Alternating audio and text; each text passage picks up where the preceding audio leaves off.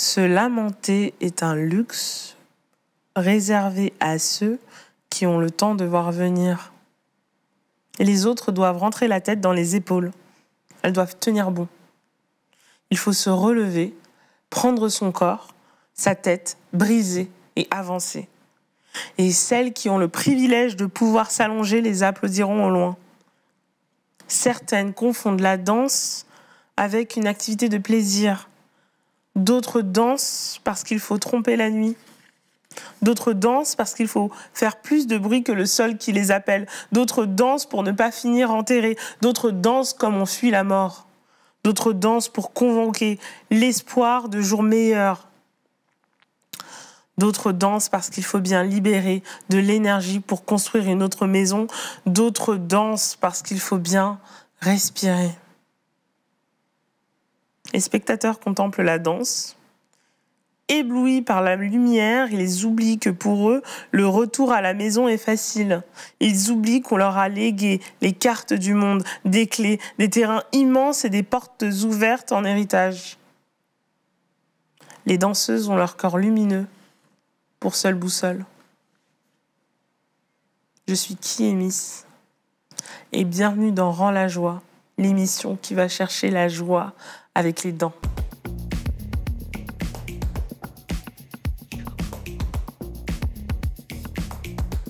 Aujourd'hui, j'ai la joie de recevoir Mariana Benengue. Bonjour Mariana. Salut, hello.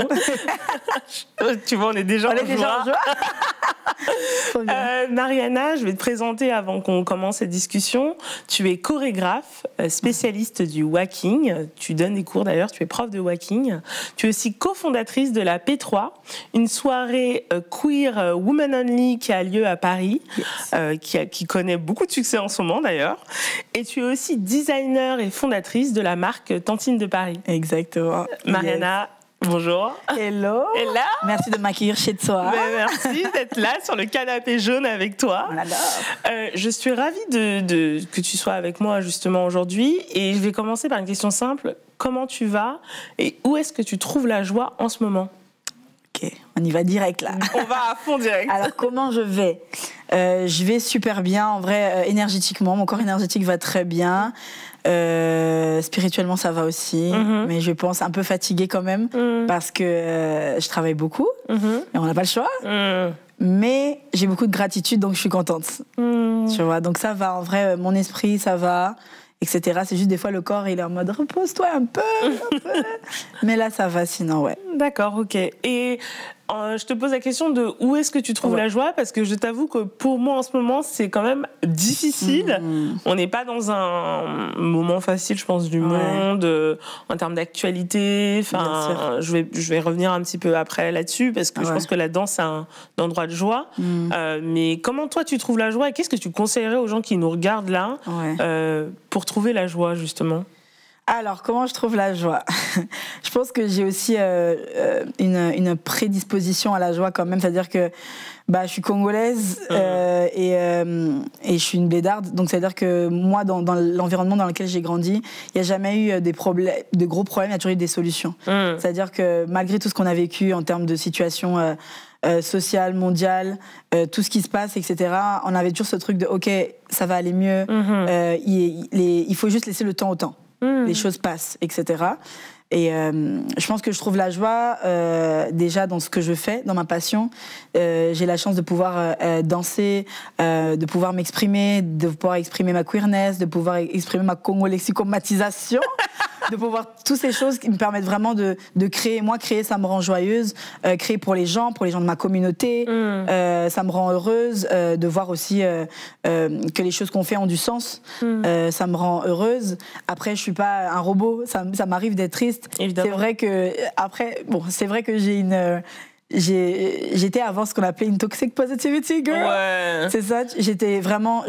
Tu peux expliquer ce que c'est que la toxic positivity, peut-être pour les gens qui nous regardent et qui savent pas exactement ce dont tu parles. En tout cas, j'ai pas le truc du dictionnaire, mais comment moi on me l'a expliqué, etc.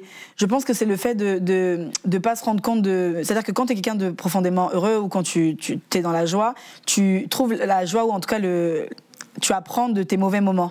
Et quand tu es dans la toxic positivity, c'est qu'il n'y a aucun aucun problème. C'est-à-dire que même si t'as mal, tu vas dire oh non c'est rien, non c'est rien. Et un jour en fait tu te réveilles, tu pleures, t'as mal au cœur, tu dis mais qu'est-ce qui se passe et tout. En fait c'est tout ce que tu as hidé.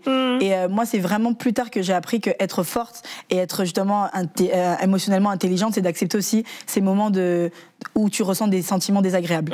Tu vois. Et moi avant j'étais en mode genre, non c'est pas désagréable, je m'en fous.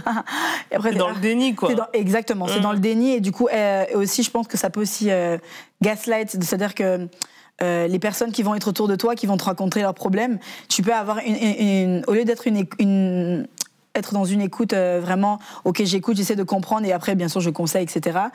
Quand tu es dans la toxic positivity, tu es en mode non mais arrête, il y a rien. Faut toujours que tu t'en mettes. Faut toujours que tu sois bien, etc. Et ça je pense que ça vient avec le temps aussi. Et aussi d'accepter que tout le monde on n'est pas tous les mêmes émotionnellement, on n'a pas la même santé mentale, on n'a pas la même manière de gérer les choses. Donc moi c'est vrai que c'est créer, ça me rend heureuse. Avec tout ce qui se passe aussi, j'essaye aussi parfois de me protéger. C'est-à-dire que si je vois un peu trop d'images violentes, je vais bloquer des trucs. Je vais dire, ok, là, feel you. Et aussi, ma mère, ça me rend heureuse de ouf. Tu vois, ma mère, elle est encore au bled, donc je suis en mode... elle me rend grave heureuse. Et les gens autour de moi, en vrai... Je suis très famille, amis. Communauté, quoi. Je suis très communauté. Ouais. Comme je te disais, c'est cancer. Hein. Obligé. Les cancers, on est qu'en mode genre, as a clan, on est un crew, on est ensemble. Je te jure, on est vraiment ensemble, quoi. Ouais. Mais il y a beaucoup de choses que tu as dit et je vais revenir sur deux choses. Justement, ta pratique de la danse, le fait que tu sois chorégraphe. Déjà, est-ce que tu peux nous expliquer aussi, parce qu'il y a beaucoup de mots, je pense que certains... ne connaissent pas forcément ces pratiques-là. Déjà, est-ce que tu peux nous expliquer d'où vient le walking, ce que c'est, enfin, déjà, ce que c'est le walking et comment tu le rencontres, et comment justement ça vient peut-être travailler justement ton héritage congolais, quoi. Et ça, ton héritage congolais, on va bien en parler aussi, quoi. Alors le walking, ça a été aussi, je pense, une bouffée d'air frais pour moi. Je l'ai rencontré quand j'ai fait, après mon bac, j'ai fait 1 an d'école de danse. Et en fait, je voulais vraiment apprendre les histoires de la danse. J'ai, depuis très jeune, enfin quand je suis arrivée en France plutôt, j'écoutais la radio, en fait, j'écoutais TSF Jazz. Genre, j'adore des jazz, t'as vu ou pas? J'écoutais TSF Jazz et en fait le jazz m'a amené à la funk, au disco et en fait j'écoutais ça mais je sais pas pourquoi, j'avais une âme de vieille, tu vois, j'étais en mode genre 70s, that's my love, et elles avaient ce côté opulent justement que je retrouvais de mes tantines congolaises, tu vois, j'étais en mode les divas, les Diana Ross, etc. Et j'étais en mode genre je veux vraiment ressentir cette énergie et c'était, à l'époque je comprenais même pas bien l'anglais, tu vois, après j'ai compris que ça parlait de sexe, le disco la plupart du temps, mais quand elles sont en mode upside down, t'es en mode genre yeah, c'est cool, tu vois, ça parlait de sexe et drogue, donc on était en mode ouais. Mais moi je comprenais pas, j'entendais juste l'énergie, la joie, etc. Et en fait de ça, quand j'ai fait ce cours dans cette école de danse, j'ai dit attends, la musique que j'aime à une danse, alors là, c'est fini. J'étais là, plus personne va genre là. Du coup, j'ai commencé à faire du walking avec une prof. Ma prof s'appelait Sonia Solshine. D'accord. Et en fait, elle arrivait. Dès qu'elle le premier mouvement avec la musique, j'ai dit c'est bon, c'est pour moi. J'ai dit on va pas plus loin, c'est ça que je veux faire. Et après, je me suis entraînée, j'ai évolué dans les milieux du battle. Après, je suis aussi une clubbeuse, donc j'ai vraiment appris le walking en club. C'est vrai, c'est en soirée que tu. En soirée. Quand tu sortais en boîte. C'est ça, exactement. Je sortais en cachette, bien sûr. Voilà.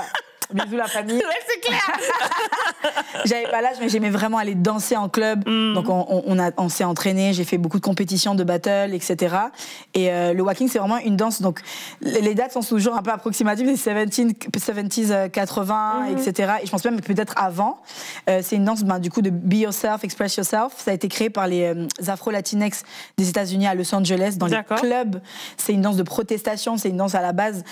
Aujourd'hui, elle est un peu moins politisée parce que les gens se rendent de plus en plus compte, mais à un moment c'était vraiment moins politisé. Ça a été créé par les hommes gays, mais dans la communauté on n'en voyait pas beaucoup. Tu vois, du coup c'était vraiment les femmes cis hétéros qui avaient pris le lead parce que cette danse en fait est inspirée des stars hollywoodiennes, de Greta Garbo, Marilyn Monroe. Après je pense que toutes les femmes noires et toutes les personnes racisées ont trouvé leur star, tu vois, et tout. Mais à la base en tout cas c'est ça, c'est des films des films vraiment en noir et blanc, années 40, années 20, enfin toute cette période là. Et moi en fait j'ai trouvé mon bonheur parce qu'il y avait la musique que j'aimais, l'énergie que je voulais et aussi la mode. La mode, aux années 70, personne ne pouvait s'asseoir à la table de personne. C'était ça. Donc, je pense que c'est tout ça qui a vraiment construit aussi ma personnalité aussi en tant qu'humain, je pense qu'il me manquait le walking dans ma vie. J'étais en mode genre, OK, I find walking. Et après, j'ai trouvé mes queens, mes sœurs qui sont avec moi aujourd'hui, qu'on walk ensemble. Donc, c'est drôle, il y a une question que j'ai envie de te poser qui n'est pas du tout dans le script, mais c'est pas grave, on est en impro. Je trouve que c'est super intéressant que tu arrives et que tu te dis je vais aller dans une école de danse.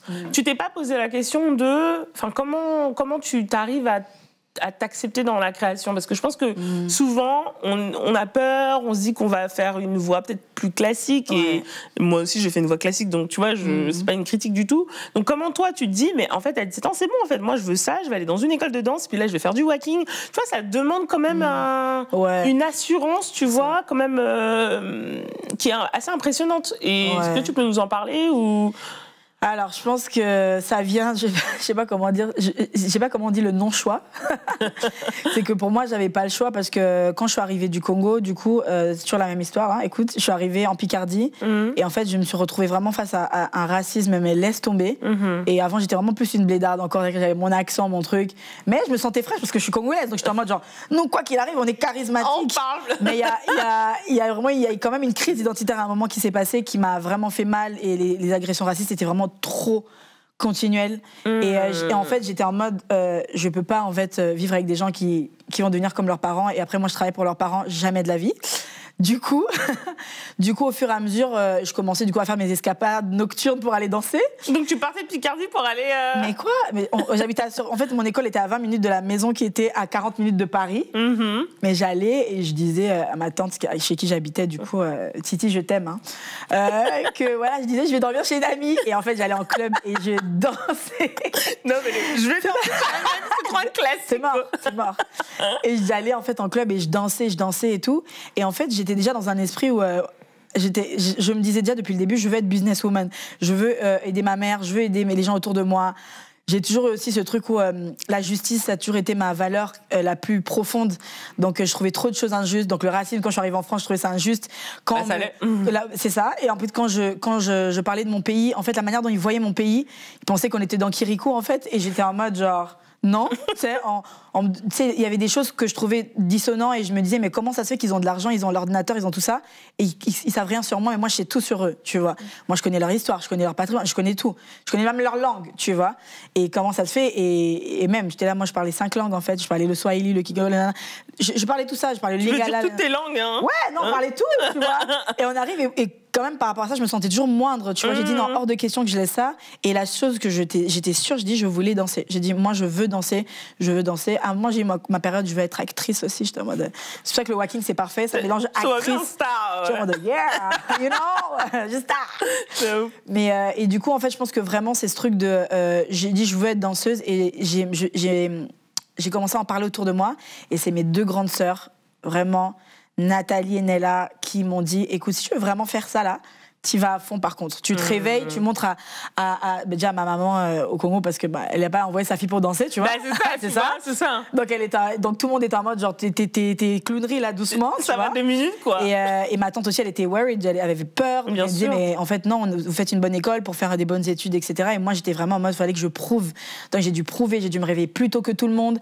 Et ça c'est vraiment un conseil que je peux donner aux jeunes, c'est que c'est marrant de dire à sa maman ou à ses parents ouais je veux faire ça, nanana et tout. Et c'est ok, mais en fait, il faut leur prouver par des actes. C'est que si elle te voit que tu te réveilles à midi, et que là, un dimanche et tout, non, montre-lui, tu te réveilles à 7h, je vais courir, je vais m'entraîner, je vais... Tu sais, elle va dire non, mais l'enfant est passionné, tu vois. J'ai pas le choix, quoi. C'est ça, tu vois. Et je pense que c'est plus ça, parce que je comprends aussi le fait que les parents ou l'entourage peut avoir peur pour leur enfant, pour dire oui, j'ai envie qu'elle ait un futur mieux que nous, tu vois. Donc, surtout, tu vois, quand excuse-moi mais surtout, tu vois, en tant que personne bien sûr, immigrée ou enfant d'immigré, tu vois, genre je pense qu'il y a aussi en plus cette responsabilité de dire il faut faire bien, c'est ça. Tu vois, il faut avoir une carrière du style avocat, c'est ça, docteur, médecin, voilà, comptable, tu vois, des carrières qui ont l'air entre guillemets sérieuses. Safe, ouais. Et donc du coup, c'est intéressant. Excuse-moi, je t'ai interrompu. Non, mais c'est exactement ça. J'allais de toute façon, enfin pour moi c'est exactement ça, et je pense que c'est juste en prouvant par des actes. Et aussi je pense que j'ai eu beaucoup de discussions, Et je savais vraiment au fond de moi aussi ce que je voulais faire. Et je savais aussi la masse de travail que ça me demandait. Et jusqu'à aujourd'hui, des fois je dors pas, je peux faire des 48 heures et tout, mais je sais pourquoi je fais ça. Je sais que c'est pour moi, c'est pour mon bonheur, et je sais qu'il n'y a rien d'autre qui pourrait me rendre plus heureuse. Genre, je me suis en mode... si je fais autre chose, si je vais travailler, je sais pas, dans une boutique, je vais être malheureuse. Je l'ai fait, par contre. Pour payer mes études, bien sûr. On paye les études, donc on était obligé de travailler. Tout à fait. Moi, à partir de 15 ans, je bossais pour montrer un peu mon indépendance, pour dire, voilà, regarde, je peux gérer ça, donc si tu me fais confiance et tout. Mais c'est très récemment aussi que j'avais dit à ma mère au Congo, parce qu'elle savait pas ce que je faisais vraiment. C'est vrai? Ouais. J'avais dit oui et tout. Du coup, et quand elle l'a vu à la télé, parce que la télé, ça marche toujours mieux, si j'ai fait des trucs de ouf à côté, mais quand tu passes à la télé, ah non, là, elle a dit, alors là, d'accord, c'est bon, tu vois. C'est comme ça qu'on fait. Il y a là un truc avec la télé, j'étais genre, ok. Et du coup, c'est comme ça que ça s'est fait, en tout cas. Mais je crois que c'était une énergie vraiment qui venait du cœur, profondément. Et j'ai pas fait la danse ou la chorégraphie ou tout ça pour briller. C'est que en tant que Congolaise, déjà, on est en mode, genre, on brille nous-mêmes. C'est ce que j'allais dire, c'est ça. Je l'ai vraiment fait par nécessité d'exister, genre, pour moi-même. Tu vois, j'étais vraiment en mode, genre, c'est pas, j'ai vu quelqu'un, je dis, oh, je veux être comme elle. Non, j'étais vraiment en mode, genre, si je fais autre chose, je vais être malheureuse. Tu vois, limite, je vais mourir, tu vois. Donc, j'étais en mode, I need to do something. Genre, j'ai besoin de faire quelque chose que quand je me réveille le matin, là, à 6h30 pour prendre des trains de je sais pas où, là, I'm happy. Quand j'arrive, je vois les gens, on est en mode, yeah. Tu vois? Je vois très bien. Ouais. Je vois très, très bien. Et je pense que, justement, on savoure peut-être aussi plus ça parce que c'est pas quelque chose qui a été facile. C'est facile pour personne, évidemment, mais je pense que quand tu sais que, justement, ce qui est attendu de toi, c'est pas ça, quand tu sais qu'il y a la pression, je pense que tu savoures d'autant plus l'acte de créer parce que c'est pas évident. Ah non. Tu vois ce que je veux dire? C'est pas du tout évident, donc je comprends tout à fait. Je trouve que c'est super intéressant, justement, tu parles de ton héritage du Congo. Est-ce que tu peux parler un petit peu, justement, de cet héritage culturel magnifique que les gens connaissent peu? Moi, je suis pas congolaise, mais voilà, je suis d'Afrique centrale aussi, donc voilà.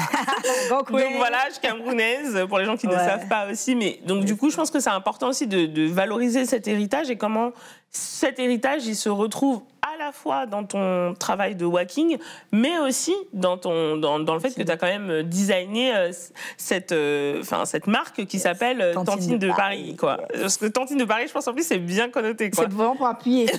Je vous avais pas compris, j'ai appuyé sur vous, tu vois. Non, en vrai, cet héritage, je pense qu'il y a un moment où arrivé en France, quand t'es une bédarde, t'as un peu honte de cet héritage. Donc pendant un moment, je vais pas faire la mi-temps en mode je suis arrivée, j'étais en mode confiance en moi. Bien sûr. J'avais honte, j'avais envie de m'intégrer, de parler le bon français. En plus, nous on disait les i et les u, tu vois, genre j'étais en mode kill tire. Et ils disaient non, c'est culture. J'étais en mode ah là là, I'm like yeah. Et je pense qu'il y a un moment où j'ai voulu vraiment m'intégrer. Et en fait, quand j'ai voulu faire ça, je me suis sentie super mal parce que du coup, j'arrivais plus même à kiffer ma personne. Et j'étais dans un mood aussi où je voulais tellement ressembler aux gens, et en plus j'étais, comme je t'ai dit, dans une école où c'était vraiment de la blondeur, Abercrombie, tu vois, des marques comme ça. C'est que j'avais même pas les moyens de m'acheter ça. Bien sûr. Mais je trouvais des alternatives de style, parce qu'on aime les styles quand même. Et tout. Et il y a un truc où vraiment, quand t'es jeune, t'as envie de t'intégrer aux autres, envie de ressembler aux autres, parce que tu dis que c'est plus facile. Faire partie de la norme. Exactement. Mais en fait, non. Genre, et à un moment, tu t'y perds, tu te sens malheureuse. Et de toute façon, les gens, en général... c'est triste, mais c'est vrai. Ton bonheur, il vient de toi-même. En vrai, tu dois le créer. Si tu comptes sur les autres pour te rendre heureuse, it's kind of, tu vois. Ça va pas marcher. Ça va pas marcher. Tu vois, c'est un peu. Et puis je crois que cette norme, elle est aussi, je pense, elle est difficilement accessible, quoi. C'est ça. On veut se dissoudre. Je sais pas ce que t'en penses justement, mais on veut se dissoudre dans quelque chose qui, de fait, va pas nous accepter. En fait, ça se voit qu'on n'est pas genre blonde. C'est ça, tu vois. Et après, je pense que je peux comprendre parce que vraiment, on est passé. Enfin, moi, en tout cas, je suis passée par là. Tout à fait. Mais après, j'ai vu juste que c'était pas ok. Enfin, moi, en tout cas, ça m'allait pas. Et du coup, j'ai commencé à me politiser vraiment, à lire des livres. Et c'est là que j'ai commencé à découvrir toutes les activistes américaines. Bien sûr, on a toujours commencé par les États-Unis. Toujours. Les queens, etc. On regardait et tout. Donc, parce qu'ils étaient plus politisés que nous. Donc, je lisais les livres. Je lisais aussi beaucoup de livres de motivation, développement personnel. Genre, c'était vraiment mon truc. Non, mais laisse. Faut pas croire que c'est venu de nulle part. Je lisais les. Comment. Mais pourquoi le développement personnel, du coup? Ça t'aidait plus que les livres En fait, je pense que j'ai toujours deux types, même jusqu'à maintenant, j'ai toujours dans ma routine deux types de livres. J'ai des livres qui m'aident à toujours apprendre, parce que je suis une curieuse de la vie, j'adore apprendre. donc sur des thèmes politiques. Tu vois, genre, il y a le dernier... Enfin, par exemple, mon autrice préférée, c'est Bell Hooks, tu vois. On adore Bell Hooks. Voilà, Bell Hooks, je peux, genre, si on me dit ma table, tu vois, elle est en premier rang, Bell Hooks, tu vois. C'est clair. Et c'est quelqu'un qui m'a vraiment touchée. Et en fait, dès que je la lisais, je sentais aussi que tu peux pas te politiser tout en prenant pas soin de ta santé mentale, tu vois. Parce que quand j'ai commencé à lire tous ces livres-là, bah, j'étais en colère quand même, tu vois. J'étais en mode genre, ok, donc je suis pas folle, ça me fait du bien, mais je suis quand même en colère parce que c'est injuste. Et vu que ma valeur principale, c'est la justice, roulement de tambour, je te mode, C'est dur. Hein. C'est dur. Mais du coup, après, j'ai lu des livres de développement personnel pour apprendre justement à gérer toutes ces émotions, pour aussi apprendre à accepter l'humain aussi comme il est, tu vois. Et pas se dire que j'essaie de pas enjoliver, pas en dégrader, mais accepter l'humain comme il est et savoir qu'on est tout le temps des êtres humains en développement, qu'on est tout le temps en train d'éclore, tu vois, et qu'on n'est pas parfait, tu vois. Et je pense que c'est développement personnel et politique, ça marche très bien ensemble, tu vois. Si tu fais ton yoga, tu t'énerves un peu, tu refais ton yoga.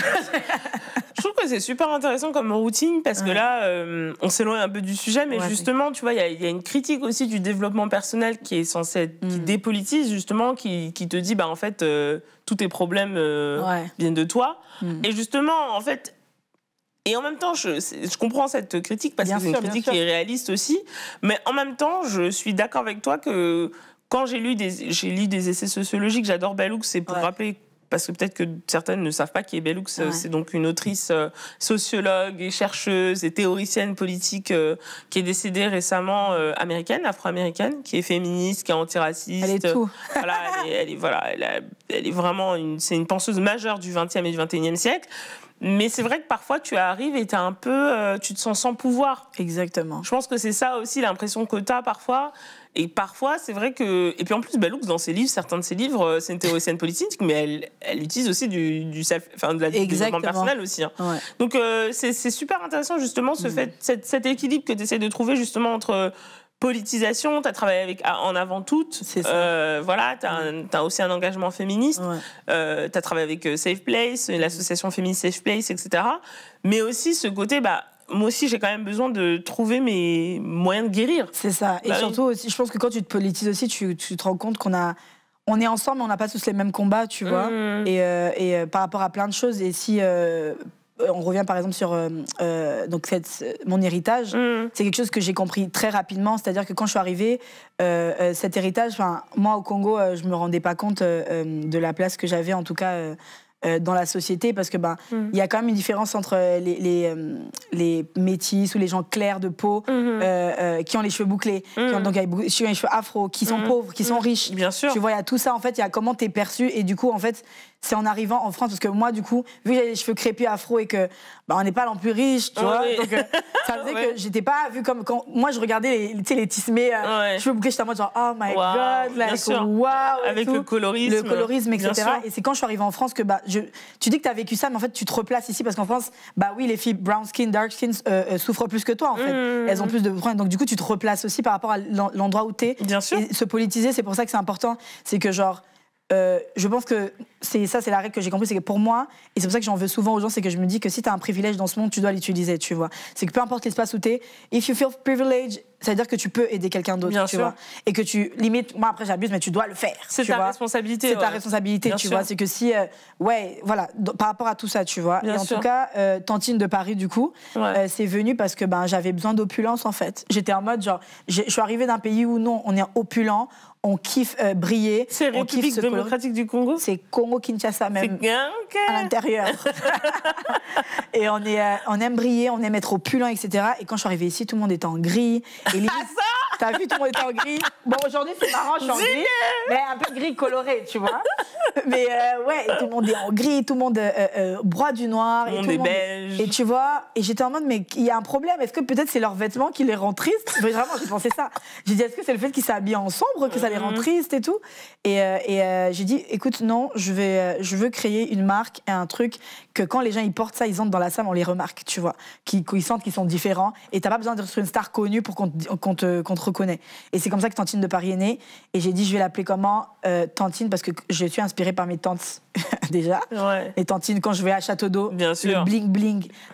Comme je dis, c'est un vêtement qui est incapable d'être timide. C'est-à-dire que tu as envie de faire la timide, mais ça marche pas. Timide, j'adore. Ça marche pas, tu vois. Bien sûr. Et en fait, il y a tout ça qui a fait que, ok, je me suis dit, je vais créer Tantine de Paris et ça va être une marque à mon image, aussi inspirée bien sûr du walking parce que les années 70, etc., m'ont inspiré de voir du mouvement, etc. Et aussi montrer surtout que la mode congolaise, la mode africaine aussi, n'est pas limitée au wax. Genre ça, c'était mon combat de tout le temps. Dire, ah, t'es créatrice, tu fais du wax. J'étais en mode, oh my god, no. Il n'y a pas Tu que le vois, wax en vrai. on a plein, on a du raffia, on a vraiment de Bien tout. sûr. Et aussi, on peut être un esprit créatif africain avec d'autres tissus, tu vois. Et c'est ça que je voulais montrer. Je voulais montrer que we are the Africa, but the future. Mais nous, on est dans le futur en vrai depuis longtemps. Totalement. Tu vois. Et du coup, tu as été aussi. Enfin, tu vois, t'entendre parler, ça me fait tout de suite penser à la sapologie, en fait. Ouais. Enfin, évidemment, parce que. Enfin, c'est ton héritage C'est aussi ça. culturel. Enfin, j'imagine que c'est une part. Bah, ça vient de Congo-Brazzaville, mais en fait, mais à Kinshasa, on est sapologue. Enfin, tout le monde, en vrai, ça a dépassé les frontières. La sapologie, aujourd'hui, on en trouve en France aussi. C'est une culture. C'est vraiment une culture de se saper. Bah oui, et tu vois, justement, puis c'est pas juste se saper, c'est comme tu dis, c'est incapable d'être timide. J'adore cette phrase. On accepte aussi d'être vu, on accepte la lumière, on accepte la couleur. Enfin, moi, il y a un des manteaux que j'adore sans vouloir faire la promo, mais ce manteau rose fluo. Ouais, Flamingo Coat. Il est magnifique. Voilà, il tirait tellement bien en plus. Ah, merci. Tu vois, mais c'est clair que si je vais dans le métro, on me voit. Oui, ça par contre, oui, ça faut accepter. Faut assumer. T'es en mode, je suis désolée, mais je brille, tu vois. Ouais. J'adore. C'est plus ça. J'adore. Et je voulais te demander, en toi qui es chorégraphe, pour revenir sur la chorégraphie, et justement, je pense que c'est lié, ce côté accepter d'être vu, ce côté sur la couleur. Moi, je le lis aussi beaucoup au corps, parce que du coup, tu vois, moi, j'adore danser. Je sais pas bien danser. J'adore danser. J'adore le fait de bouger, le mouvement. Voilà ce que ça nous fait aussi. Les musiques fortes, les bruits forts. Enfin, tu vois, la foule. Enfin, tout ça. Mais je voulais te demander, qu'est-ce que toi tu pourrais te conseiller aux gens qui n'aiment pas forcément danser, parce que moi c'est quelque chose que j'ai beaucoup aussi entendu ici, cette question de la honte, cette question de tu vois, ce rapport au corps très compliqué, très lointain, il faut dominer, on a peur d'avoir honte en fait, on a peur d'être humilié. Qu'est-ce que tu conseillerais à des gens justement qui ont ce rapport au corps un petit peu complexe justement? Alors, si vous avez un rapport au corps un peu complexe, bah déjà c'est ok.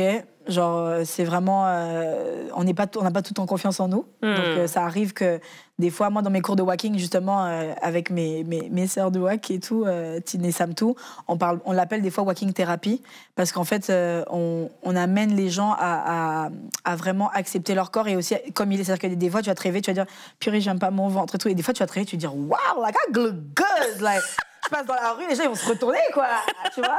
Et en fait, il y a ça et tout. Et moi, je sais que si les gens qui ont vraiment du mal avec leur corps, plus ils se mettent en mouvement, mieux ça marche. Faites du yoga, faites du sport, faites de la danse, essayez d'aller prendre des cours, challengez-vous. Essayez vraiment de rentrer dans le corps. Même mettre de la musique dans tes oreilles, dans ta chambre toute seule. Essaye juste de bouger, etc. Déjà pour toi. Moi, je pense que ça commence vraiment à ça. C'est que pour toi. Et après, par rapport au regard des gens, etc., je pense que c'est aussi dans la culture en France. Parce que moi, quand je vais à New York, tout le monde danse. Quand je vais au Congo, tout le monde danse.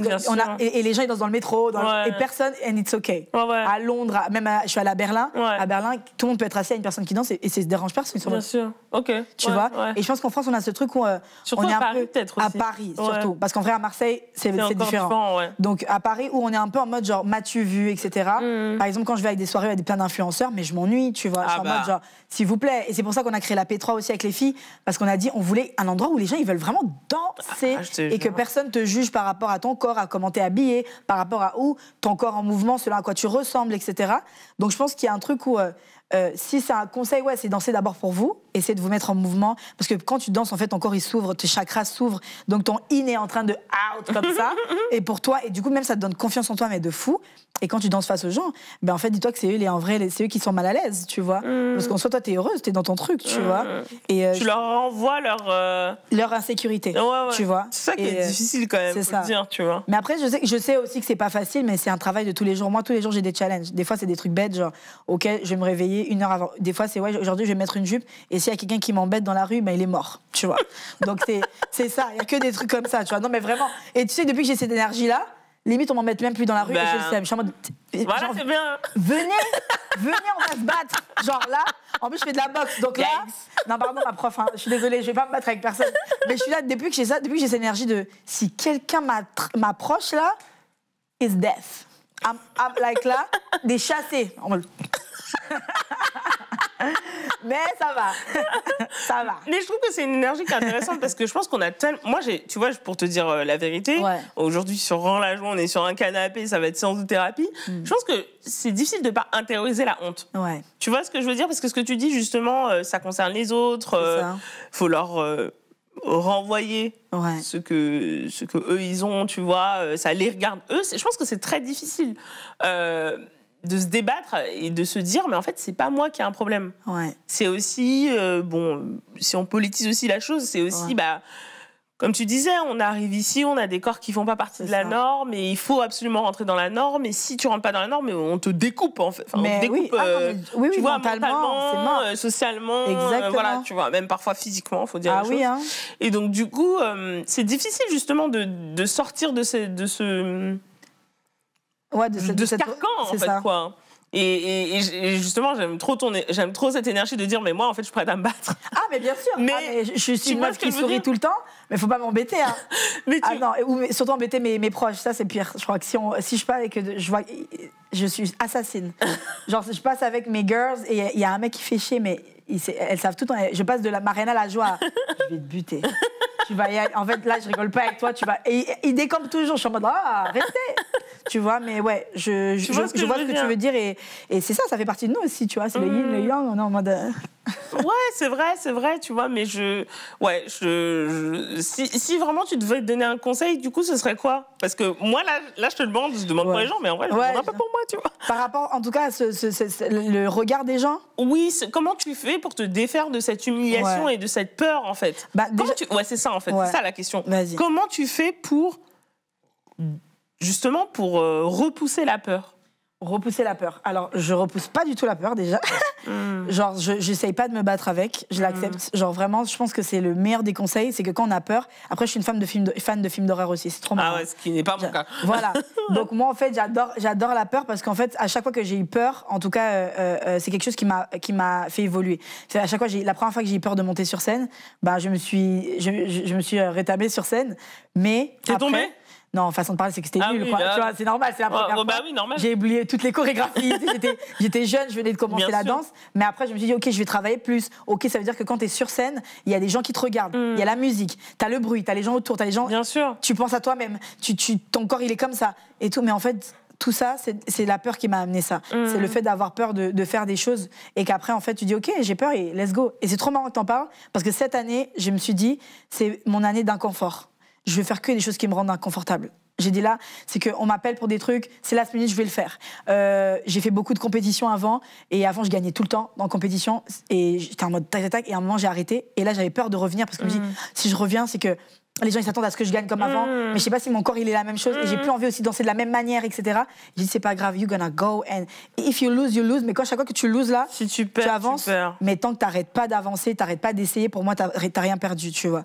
Donc, si c'est un jour, tu montes sur le bureau, t'es en mode, et ça, et ta honte, et t'avances, tu vois. Et juste pour toi-même, vraiment pour ta confiance en toi, je trouve que c'est le meilleur des moyens. La peur, utilisez-la. Et c'est pas de dire, j'ai pas peur, c'est faux. On a tous peur de la porte entrouverte à côté de la chambre, tu vois. Je te jure. Et tout.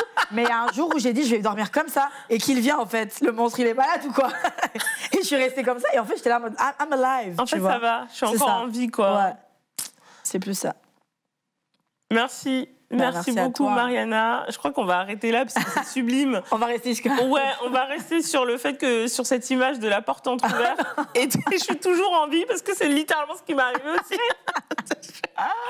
C'est exactement ce qui m'est arrivé. Donc je comprends. Ouais. Et même si on perd, on est encore en vie. C'est ça. Je pense que c'est bien de se dire ça. Même si on perd, même si on tombe, on est encore en vie. Donc exactement. Il faut qu'il continue. Ouais.